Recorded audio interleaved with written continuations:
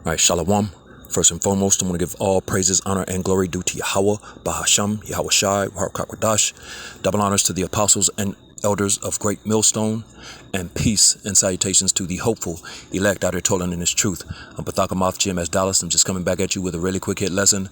I think I'm going to entitle this one, Gentiles are Israelites, and John 3:16 is to Israel, not to everyone. And I'm going to go at this from a little bit of a different angle. And I'm going to go into the prophecy in Isaiah. And I'm going to start there. So let's just go to it. Let's get to it. I don't want this to be too long. Got a few precepts I want to bring out, points I want to make.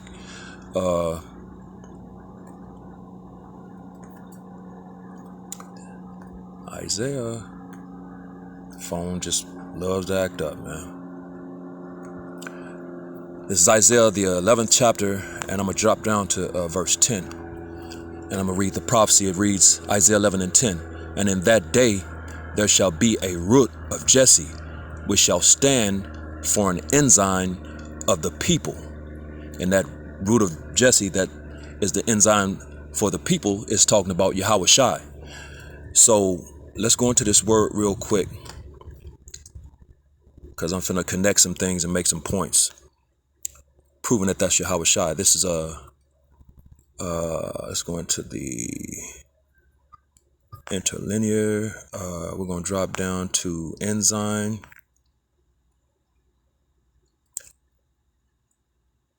Which is H 5251. And that Hebrew word is nasa. It's nasa in the Hebrew. And the outline of biblical usage is something lifted up, a standard, a banner. You see that right there? Let me click on it. Right there it says a banner, Right here it says not right there, Salak here. Let's go up. Right here it says standard. But here it says something lifted up. You see that? So that ensign for the people, which represents Yahweh Shai, represents a standard, a banner, something lifted up. Now, with that, real quick, let's jump over to Isaiah the 13th chapter, and we're going to start at verse 1. Isaiah 13 and 1, and it reads, the burden of Babylon, which burden means hard times. This place is coming, Babylon is aka America. It's coming into very hard times. Evil, that evil day, those perilous times, we're coming into that. Jacob's trouble is on the way. So Isaiah 13 and 1, the burden of Babylon, which Isaiah the son of Amos did see. Verse 2, it says, lift ye up a banner. We just read that in ensign, the banner, something lifted up, that standard. It says, lift ye up a banner upon the high mountains, exalt the voice unto them, shake the hand that they may go into the gates of the nobles. And that's exactly what we do week in, week out, when we go out here and prophesy the downfall of this place and tell these devils that they're going into chains, man. You know what I'm saying? We're exalting our voice, we're shaking the hand, the brothers with the hand gestures. I use a whole lot of hand gestures when I'm teaching and preaching, that they may go into the gates of the nobles, which are the leaders, man. You know what I'm saying? That's what we're doing every time we go out into these streets, man, on these highways and byways. It says, lift ye up the banner, which is Yahweh Shai. That's what we're doing, man. We're lifting up, exalting the name of Yahweh Bashem Yahweh Shai, Yahweh Shai in these times. It says upon the high mountain. Yeah, this government, man. You know what I'm saying? Mountains represent large governments. Hills represent smaller governments. You know what I'm saying? And now it could actually be talking about a mountain. It just depends. But mountains in the scriptures also represent governments, and hills represent smaller governments.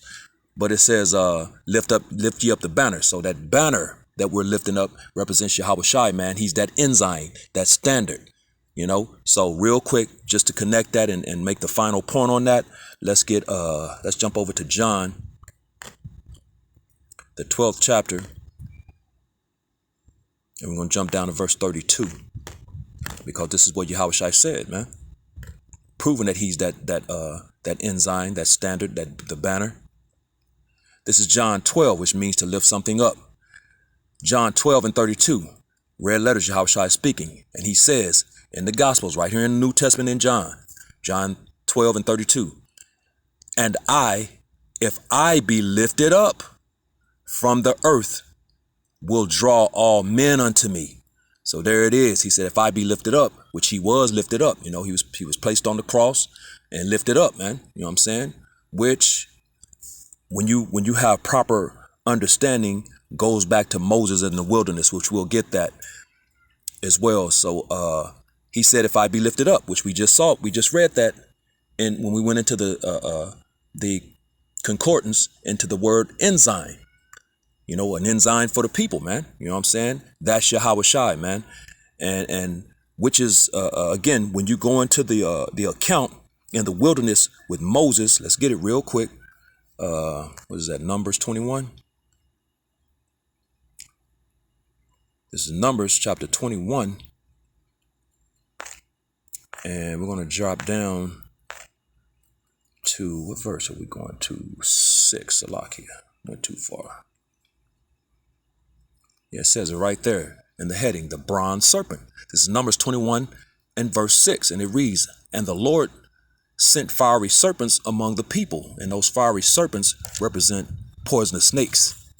It says, and they bit the people, and much people of Israel died. Hello, Israel, no other nation. It ain't naming nobody else. So the ones that was out there with Moses in the wilderness was the Israelites. And the Lord sent those poisonous snakes, those fiery serpents among them.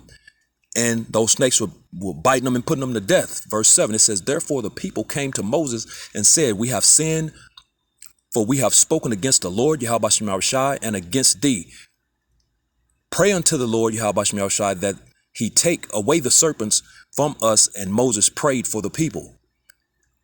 And Yahweh Shem Yahushai said unto Moses, make thee a fiery serpent and set it upon a pole.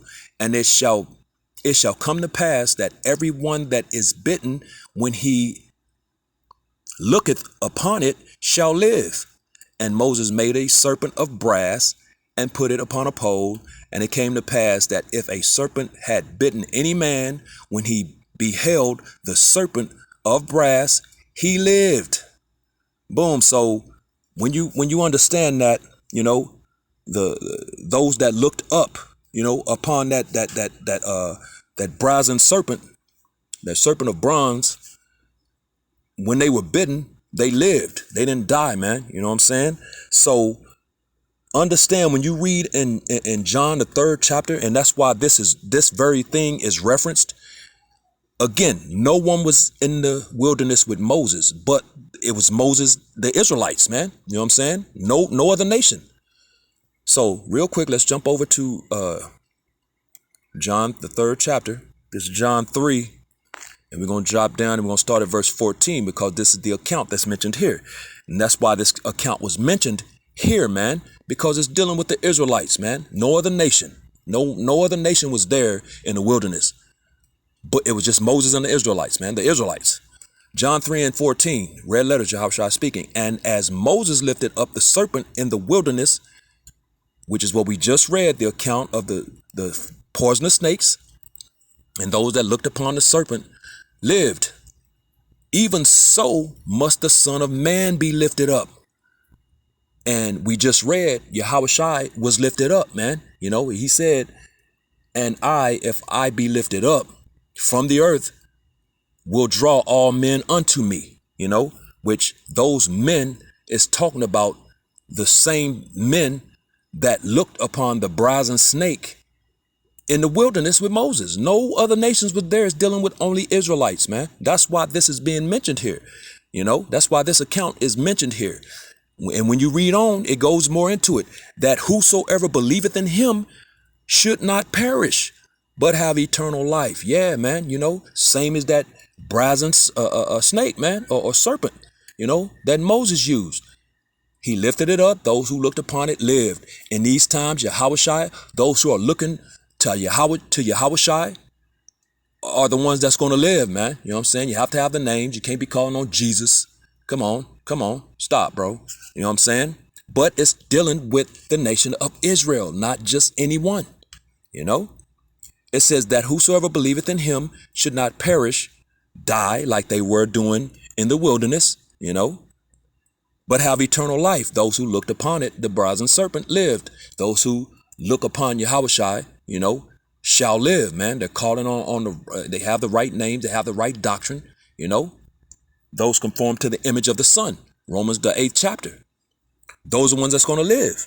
They're looking upon Yahushua just like they looked upon that brazen serpent in the wilderness. It's the same thing. It's talking about Israel, and is why in the very next verse, it says, verse 16, for God or the Most High so loved the world that he gave his only begotten Son, that whosoever believeth in him should not perish, but have everlasting life. Yeah, man, you know, that's the belief, you know, looking upon, you know, just like they looked upon the brazen serpent. All that is consecutive, and it goes together, man. You know, you can't separate it, you know, because it's talking about the nation of Israel. It says, for the Most High loved the world. So let's real quick, let's get the prophecy on that. This is Isaiah 45. Improve that world. And verse 17, Isaiah 45 and 17, it reads, but Israel, don't name anybody else, just like in the wilderness, there was nobody else there. Isaiah 45 and 17, but Israel shall be saved in Yahweh Bashem Yahushai with an everlasting salvation, which represents the kingdom. There's only one kingdom of heaven. There's only one salvation. That's what it's talking about, and it's talking about Israel only. But Israel shall be saved in the Lord with an everlasting salvation. Ye shall not be ashamed nor confounded, world without end. You know, that's the world in John 3:16. That's what it's going into. That's what it's talking about, man. You know what I'm saying? Same world, you know? So when you go back to Isaiah, let's go back real quick to Isaiah, the 11th chapter, you know, going into that standard or that banner, you know what I'm saying? It reads, it's Isaiah chapter 11 and verse 10. And in that day, there shall be a root of Jesse, which shall stand for an ensign, you know, that standard, the banner, something lifted up for the people, of the people, Salakia. To it shall the Gentiles seek. To that banner, to that standard that's lifted up. The Gentiles, hello, keyword Gentiles, shall the Gentiles seek, and his rest shall be glorious. So the Gentiles are going to seek to that standard, you know, which those Gentiles represent the nation of Israel, man, you know. So real quick, because the nation of Israel is the chosen nation of the Most High. So real quick, let's get into this section of this. What is that? Second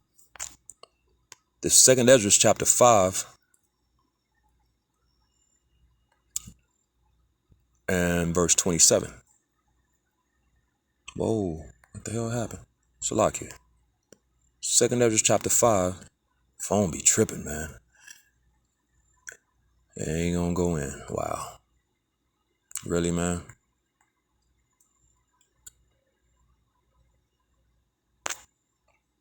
Second Ezra chapter 5, trying it again, and verse 27. Let's go, champ. And it reads, and among all the multitudes of people, you know, because the Most High Yahweh Bashem Yahushua created 18 nations of people. All represents worlds, you know, each is a world. And among all the multitudes of people, thou hast gotten thee one people. And unto this people whom thou lovest, thou gavest a law that is approved of all. So he gave his law to those those people that he chose. So let's find out who that is. And he gave a law to him. phone is moving so freaking slow, man. Salakia, bear with me.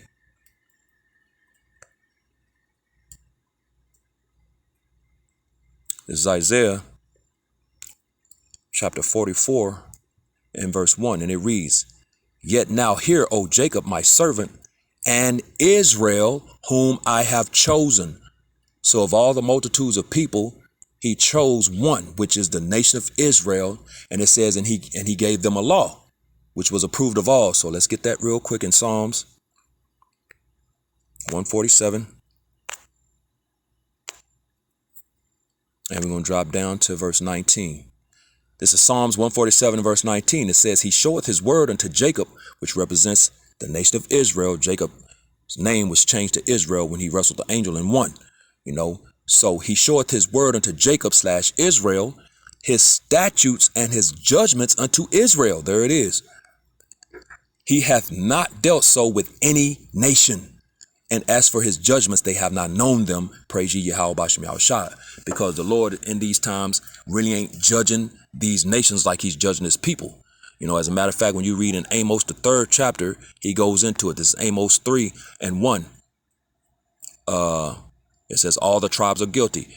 Hear this word that the Lord Yahweh Bashem Yahushua has spoken against you, O children of Israel, against the whole family, all 12 tribes, which I brought up from the land of Egypt, saying, you only have I known of all the families of the earth.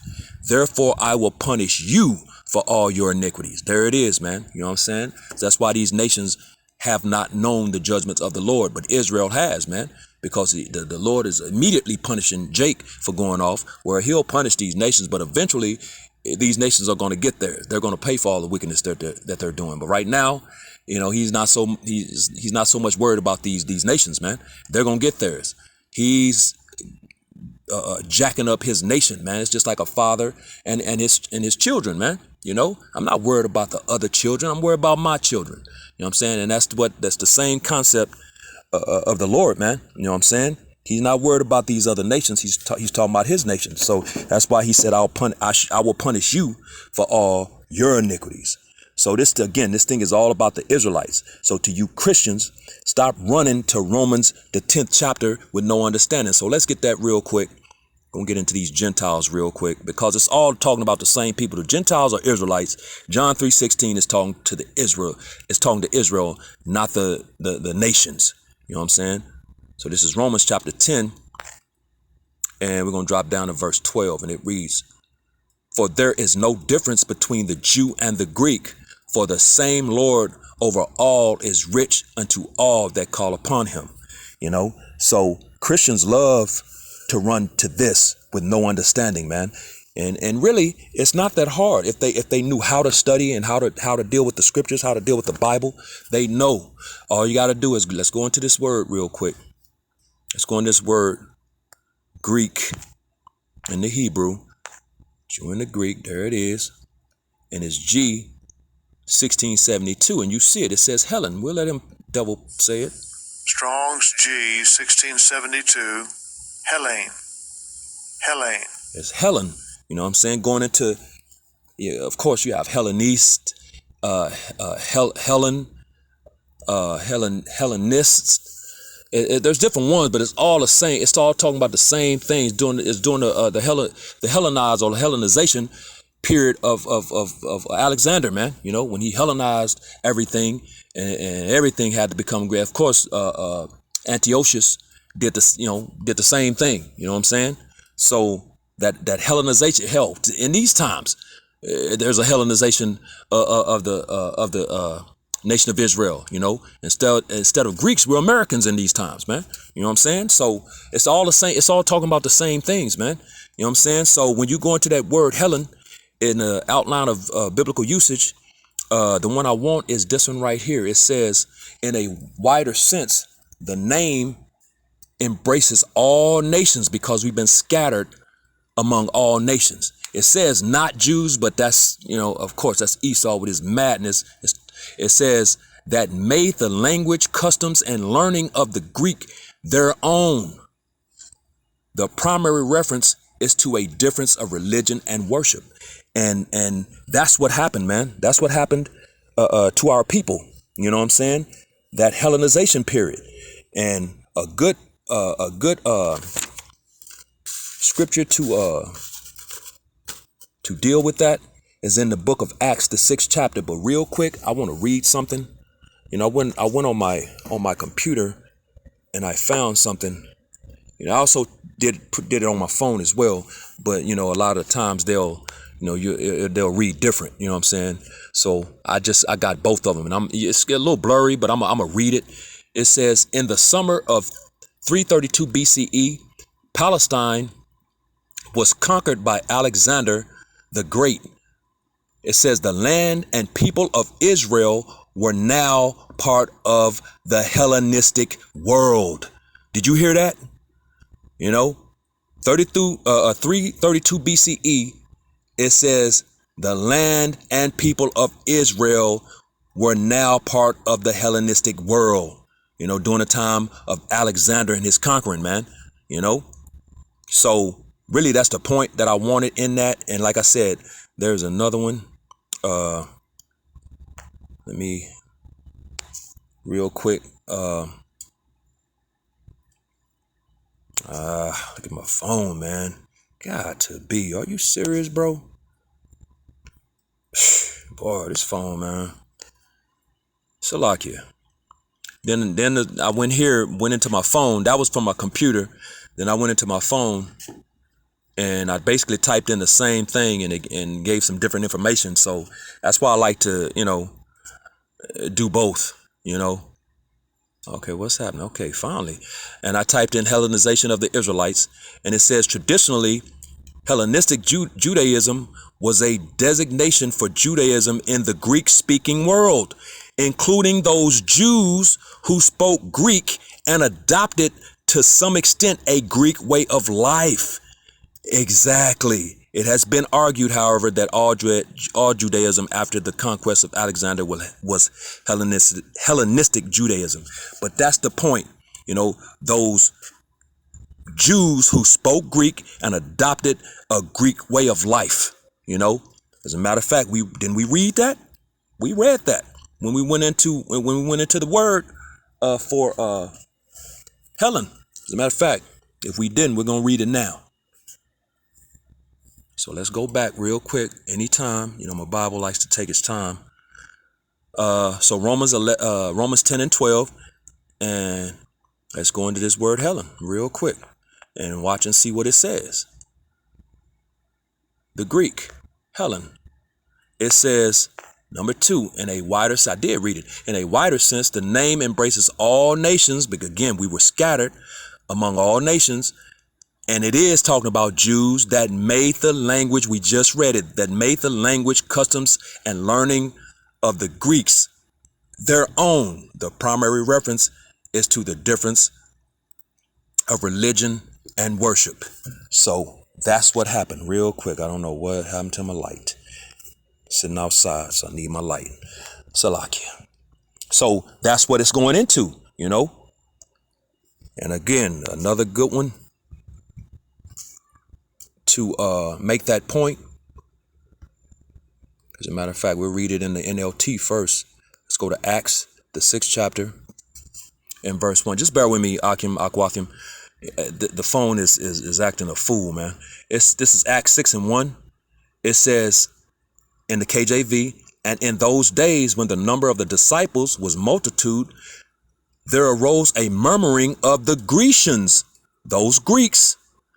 No difference between the Jew and the Greek. This is what this is dealing with. There arose a murmuring of the Grecians against the Hebrews. That's the Jews and the Greeks.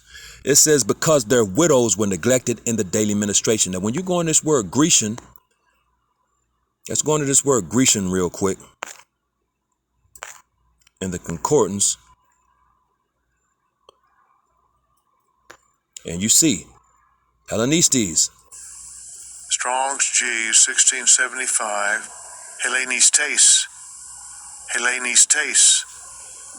And it says a Hellenist, one who imitates the manners and customs or the worship of the Greeks and use the Greek tongue. used in the New Testament of Jews born in foreign lands and speaking Greek. Did you hear that? Very same thing we just read, man. The religious, the religion, the worship, the taking on of the customs by the Israelites during the Hellenistic period. That's what the no difference between the Jew and the Greek is talking about.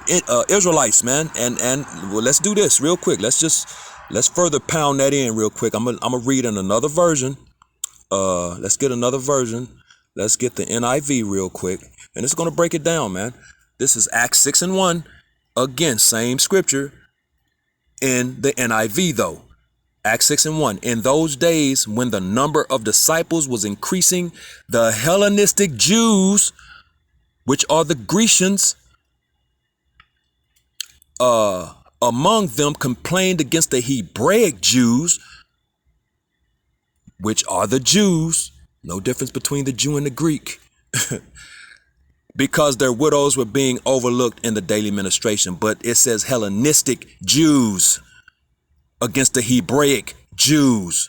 So the murmuring of the Grecians against the Jews is not, when it says there's no difference between the Jew and the Greek, it's talking about Israelites, man. You know, that's concrete proof. You can't refute that, man. There's nothing you can do with that, you know. So that explains the Gentiles, man, because we were those Gentiles. And it's why, you know, of course you had the circumcision and the uncircumcision. Apostle Peter was sent to the circumcision, which represents those who knew they were Israelites. And then you have the uncircumcision, which didn't know they were Israelites and that were caught up in the Greek way of life, the speaking it and the customs, the religion, the worship, all of that, you know. Apostle Paul was sent to them, man. You know what I'm saying? That's what's going on here. So real quick, let's get 1 Corinthians, because Apostle Paul addressed that with the Corinthians, man.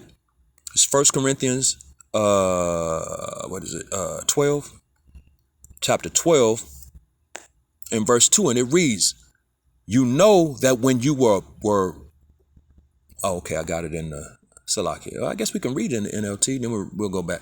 This is in the NIV. You know that when you were pagans, somehow or other you were influenced and led astray to mute idols.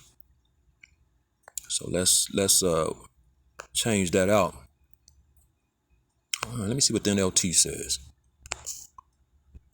In the NLT, 1 Corinthians 12 and 2, it says, you know that when you were still pagans, you were led, which are those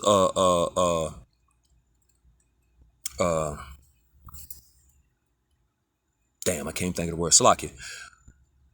We'll get in a sec. You know that when you were still pagans, you were led astray and swept along in worshiping speechless idols. Yup. Those are good. Salakia, man, bro. Satan, bro. So now let's get into KJV. 1 Corinthians 12 and 2 in the KJV. Ye know that when ye were Gentiles, those pagans, carried away unto these dumb idols, even as ye were led. Boom. Though ye were Gentiles. He's talking to Israelites, man. You know, the Israelites in Corinth, you know. As a matter of fact, when in the heading, it says, now concerning spiritual gifts, brethren, I would not have you ignorant. I would not have you ignorant. So it says, brethren, man. And Paul addressed his letters as headed his letters with brethren, because what did he say in Romans the 9th chapter? Let's get it real quick. It's Romans 9 and verse 3. For I could wish that myself were accursed from Hamashiach, for my brethren, that's the brethren in his heading of his letters, my kinsmen according to the flesh, who are Israelites. There it is, man. That's who he's talking to, Israelites in these that's been scattered into these lands, among all these different people, you know. As a matter of fact, real quick, let's get that in the curses. This Deuteronomy 28 and verse 64, and it reads, and the Lord Yahweh shall scatter thee among all people from the one end of the earth even unto the other, and there thou shalt serve other gods, which neither thou nor thy fathers have known, even wood and stone. So we've been scattered, man. As a matter of fact, what's that? Leviticus 26, I believe it is, and 33. Let's get that one. Leviticus 26 and verse 33. And I will scatter you among the heathen, and will draw out a sword after you, and your land shall be desolate, and your cities waste. So the scattering, man, you know what I'm saying? Which reminds me, might as well get those. What's that? Is it 1 Peter 1:1? 1 Peter 1:1. Peter, an apostle of Yahushua Mashiach, to the strangers scattered throughout Pontus, Galatia, Cappadocia, Asia, and Bithynia, elect according to the foreknowledge of the Most High, the Father, through sanctification of the Spirit unto obedience and sprinkling of the blood of Hamashiach Yahushai, grace unto you and peace be multiplied. Here he called them strangers, but James is going to break it down who those strangers are. So let's get that. James 1:1. The scattering is what it's all about. This is James 1:1. James, a servant of the Most High and of the Lord Yahushua Mashiach, to the 12 tribes which are scattered abroad. Greetings. There it is, man. So those scattered Israelites among these other nations who took on the customs and ways, the religion, the worship, the way they speak, the clothing, the way they ate, all of that, those customs and ways, that Hellenization period. It's all talking about Israelites. Those are the Gentiles that the scriptures are talking about. As a matter of fact, let's get Ephesians. This is Ephesians chapter 2. And we'll start at verse 11. It says, wherefore remember that ye being in time past Gentiles in the flesh, who are called uncircumcision by that which is called the circumcision in the flesh, made by hands, that at that time ye were without Hamashiach, being aliens from the commonwealth of Israel and strangers from the covenant of promise, having no hope and without the Most High in the world. But now, we was worshiping idols. We were pagans. You read it. We read it in the different versions. We were pagans at that time, taken by dumb idols, man. Out there worshiping, and that's goes along with those heathen customs. The heathen being among the heathen, man. We were through. As a matter of fact, the scriptures say we were swallowed up of the heathen. In Hosea, the 8th chapter, and I believe verse 8, we were swallowed up of the heathen. You know what I'm saying? And we took on their custom and ways. That's how we became Gentiles, man. Verse 13, but now in Hamashiach Yahushai, ye who sometimes were far off are made nigh by the blood of Hamashiach. So, and that blood is not covering everybody, man. It's the elect are being made nigh by the blood of a Hamashiach. Not anybody, not everybody, man. As a matter of fact, when you read in Psalms, the 32nd chapter, that's why it's a blessing, man. This is Psalms 32:1, a psalm of David. It says, blessed is he whose transgression is forgiven, whose sin is covered. If that's everybody, then why is it's not blessed at that point? It's not a blessing. Something blessed, or it's a blessing to that man because it's special.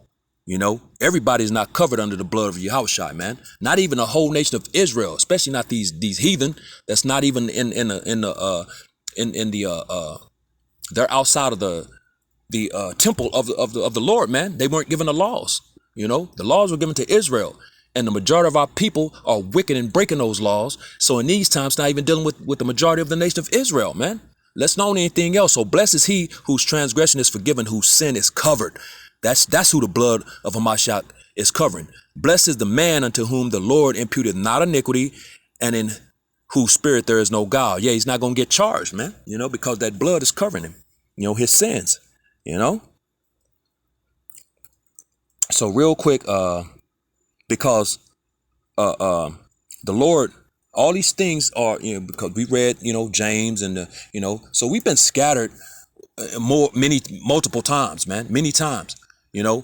And we've been scattered again in these times. But those are the Gentiles. We were Gentiles. That verse, it was talking about us, man. We were Gentiles.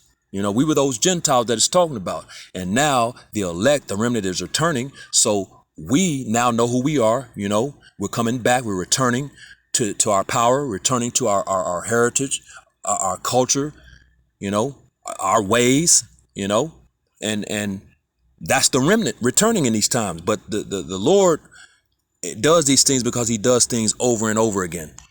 So real quick, let's just get that real quick, and then we'll bring this lesson to a close. I want an NLT real quick. Let me change the Bible real quick. NLT. So this is Ecclesiastes 3 and verse 15 in the NLT. It says, what is happening now has happened before. So that scattering has happened before. Now, the only difference is in these times, we lost our identity, and where the other times and other scatterings, we knew who we were, you know. It says what is happening now has happened before, and what will happen in the future has happened before, because the Most High makes the same things happen over and over again. There's no new thing under the sun, man. You know, the same people, same spirits, the same things are being done. You know what I'm saying? That just like now with this agenda that these devils are on, that's not new. You know, that's happened before, doing the different, you know, empires, going all the way back to the Tower of Babel, man. All the way back then, you know, same things, you know, nothing different, man, nothing new under the sun. So that's because the Lord likes doing things over and over again. You know, it's a recurrence of the same things over. And those Gentiles are Israelites, you know. And again, John 3:16 is to Israel. It's not to everyone. So, you know, I think the point was made, you know what I'm saying? Hopefully this was edifying to the hopeful elect. With that, giving all praises, honor, and glory due to Yahweh, Bahasham, Yahweh Shai, Wahab Kakwadash. Double honors to the apostles and elders of Great Millstone, and peace and blessings to the elect, the house of David, the Bayal Shah Dawadah, Shalom.